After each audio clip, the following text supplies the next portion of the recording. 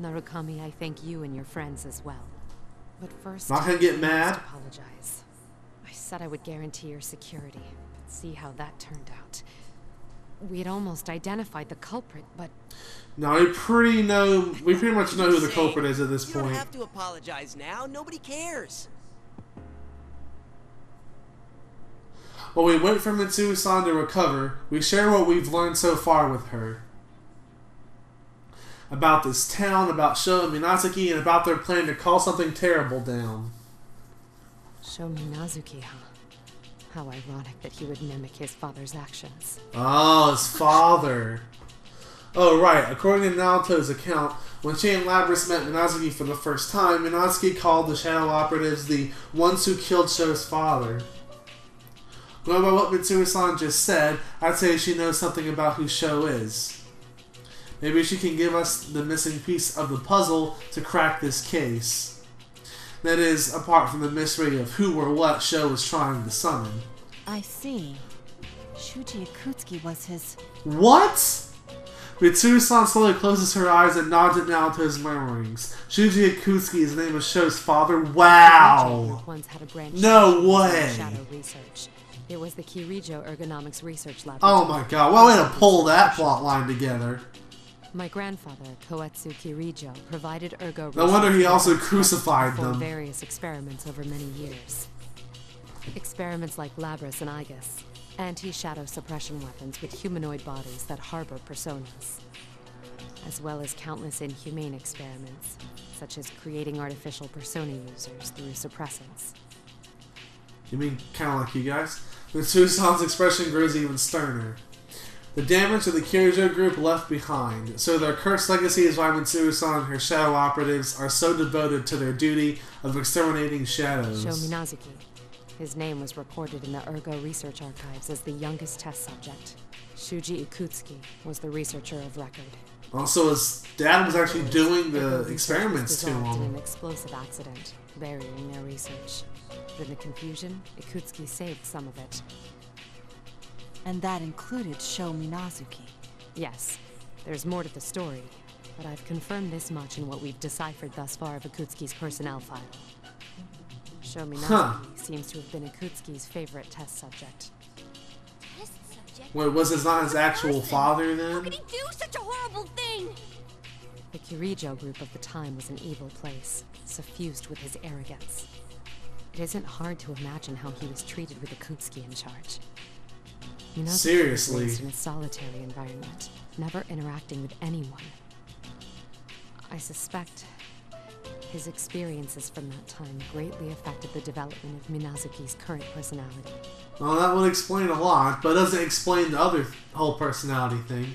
For the first time, Mitsuru-san seems genuinely distressed. There's a lot on her shoulders. She wants to put an end to the scars on history that the monsters of the Kirijo group have left within her generation. But she's not alone. I'm sure Mitsuru-san's companions will keep supporting her, keep sharing in her burden as they walk alongside her. Hey, Mitsuru-san. These experiments they did on Sho, were they really related to the Plume of Dusk? That's correct.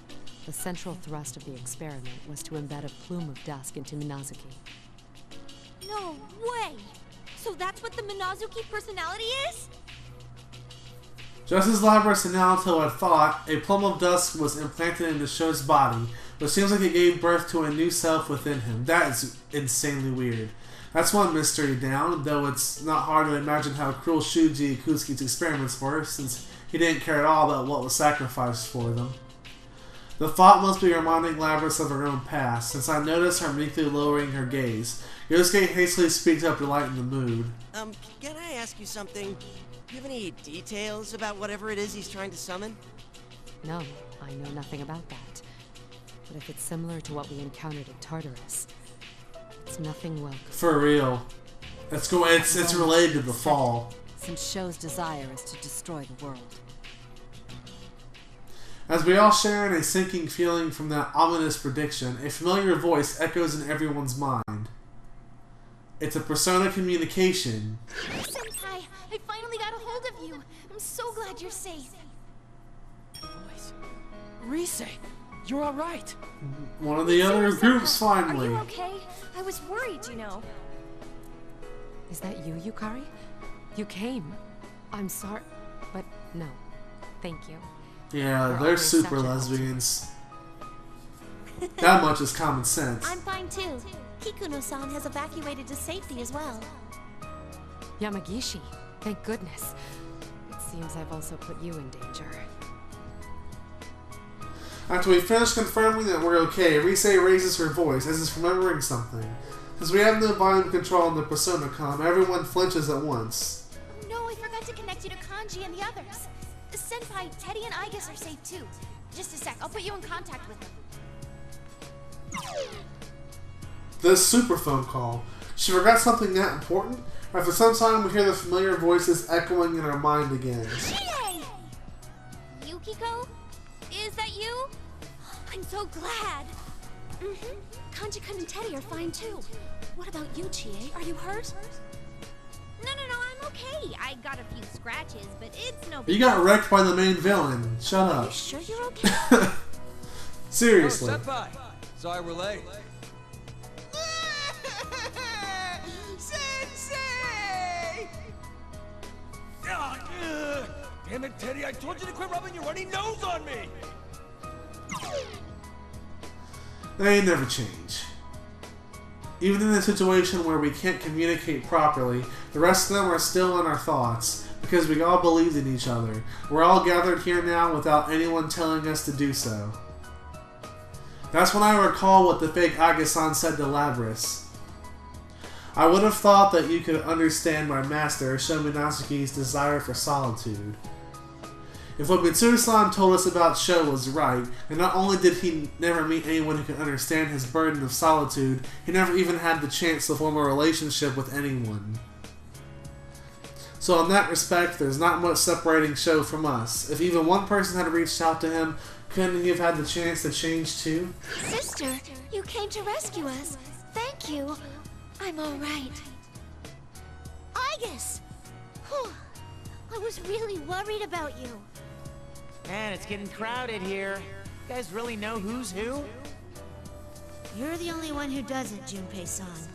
Though there are a few I haven't personally met yet either. I was gonna say, how do you know Ken? Jesus, God, I hate you so much. Oh my God, Ken! It's God. all right. You have the devil's luck. After both our investigative team and Mitsuru-san's shadow operatives are done being relieved that the others are safe, we have a big round of introductions.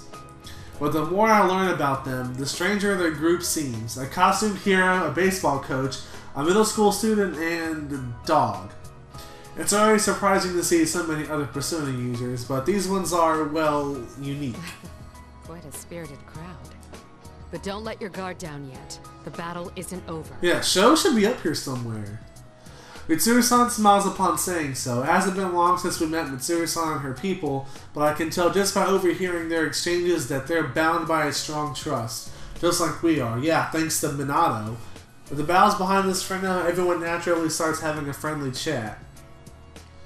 I decided to take the opportunity to bring up what I was just thinking about with Mitsuru-san. Mitsuru-san, I'd like to talk to you about Sho. You wish to save him yourself. Is that what you were about to say? Huh?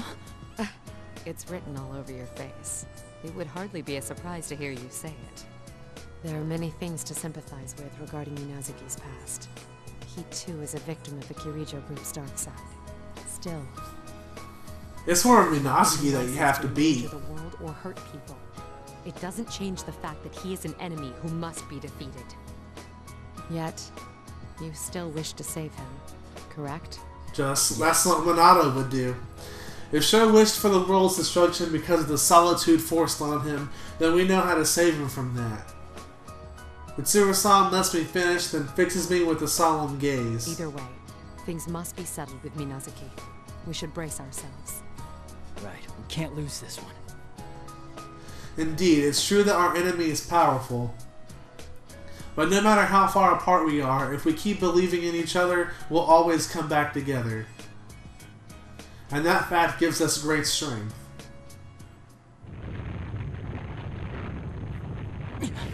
Another earthquake! Here we go. Uh-oh. Isn't it getting stronger? Huh? This is... Careful, everyone. It stinks of shadows. What? Everyone instantly tenses up. The relaxed mood is shattered, and Rise raises her voice as if bracing herself. This can't be. What's wrong, Kujikawa? It's shadows. Countless shadows are gathering at this tower. Oh, fuck. What? Here we I'm go. picking up shadow readings. 20, 30. They keep coming. We can't stop them. The shadows are passing through here. It looks like they're heading to the top of the tower. Well, we're all waiting up here. What's wrong, Rise? What is this? The shadows that were already at the top are merging together. Why can't none of us see that? Well, as we say that, shadows are merging together? Something tells me the summoning that Sho mentioned has already begun, and a quick glance around tells me everyone else is thinking the same thing. When I look down from the edge of the tower, the horde of shadows has already swallowed the ground and is now trying to cover this tower. This is bad. Rise's group is still near the tower's base, and Kanji's group is somewhere around the middle. At this rate, it's only a matter of time before the shadows reach them.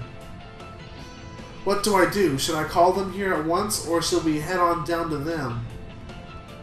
Well, if we do that, then we can't do anything about the summoning that's going on to happen any minute. You have to go, Senpai. We'll hold things here. Huh? What are you surprised for? Of course we'd say that. You're the ones closest to the top. We all thought you were on the top. Mitsuru, this is no time to fool around. Leave this to us so you can get to the roof. Oh, I guess we're not at the top. We're just really close. Mitsuru-senpai, you can't lose focus. Don't worry, we're pretty tough. Yukari. All right. It's a bit lonely here, but I'll do my best for your sake, Sensei. Teddy. Go, young man. There's no time to be indecisive. The bases are loaded. Junpei, you were not that much older.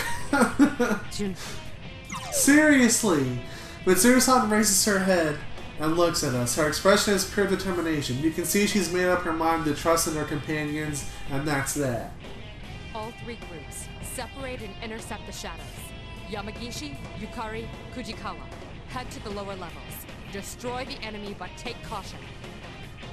Akihiko, work with those on the middle level and block as many shadows as you can. Don't bother giving chase to whatever gets past you. We'll remain here and intercept the shadows as Narukami advances to the highest point of the tower. Me? You're the least injured of us all, and considering your skill, you're the most logical choice to send. Please go, Senpai. We'll protect this place. Yeah! I'm getting psyched. Alright, we get to go fight Sho on our own.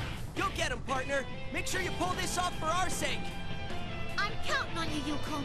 You can't let Sho get his way. Oop, this cutscene's so long my controller turned off. With that, all of us here and probably the ones so in the lower and middle levels nod at once. Everyone gives me a supportive push, and I take a step forward. You understand, right? Don't do anything reckless. And I understand. I'll come back. If I can't do it, then I'll ask for help. There's no shame in leaning on your friends after all. No matter how many times I fail or make mistakes, I can do anything with them. I won't give up. I knew someone once who I suspect felt the same way. Ah, Minato! For an instant, Mitsuru-san's eyes are hazy, thinking of something or someone else. Dorkun, but he is kind of dead.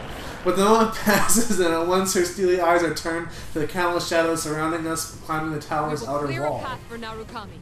Is everyone in place? Yeah! Yes! Of course! Leave it to us. Mitsuru gives the order, and everyone readies themselves to move. The shadows appearing one after another seem intent on completely swarming the stairs I'm on my way to now. Once we get the signal, everyone attack! Here goes. 1, 2... Attacks everywhere. This would look really cool in like an RPG form though. On Fukasan and Risei's signal, everyone dashes towards the whirling torrent of shadows. They form powerful shockwaves that come together, pushing back the limitless mass of shadows, mowing them down.